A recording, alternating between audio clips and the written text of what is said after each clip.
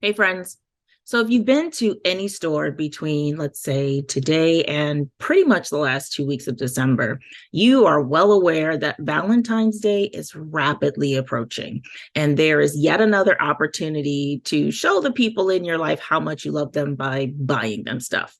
But what if you are spending Valentine's Day solo this year? How can you participate in this day of love without a partner or partners to share it with?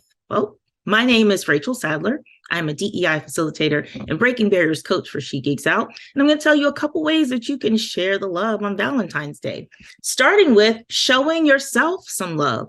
Think about yourself as your own soulmate. What would you do for your soulmate?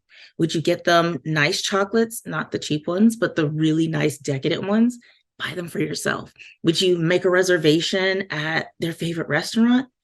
Do that for yourself. Would you buy them their favorite wine or perfume or cologne? Do that and honor yourself on this day. Show yourself the immense amount of love that you would show to somebody else. Option number two, tune the day out altogether. It really is just a regular Tuesday. So go ahead and go about your business, go home and binge watch your shows, wash the dishes, go home and start the day tomorrow anew. No big deal.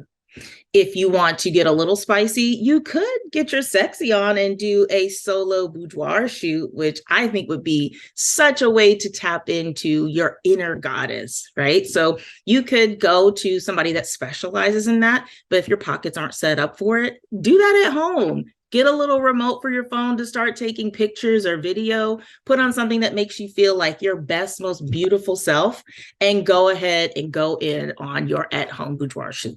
Just be sure that if you decide to keep the photos and you're showing your grandmother pictures of your cat, you make sure she doesn't swipe left.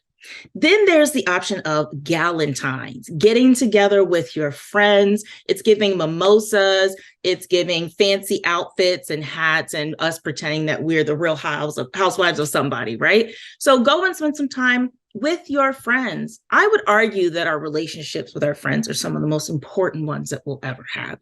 And if you want to spend Galentine's Day with your girl and the people at SGO, go ahead and hit the link in our bio and come to our virtual Galentine's Day, where we are really going to lean into the self-love in that moment.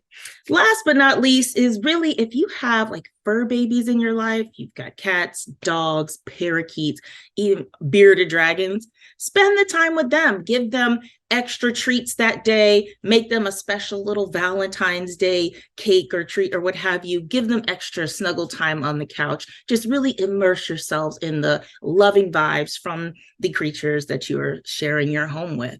So ultimately, you don't need to be bummed out on this day. You can really embrace loving yourself, loving your animals, loving your friends, and really sit in the spirit of love on Valentine's Day.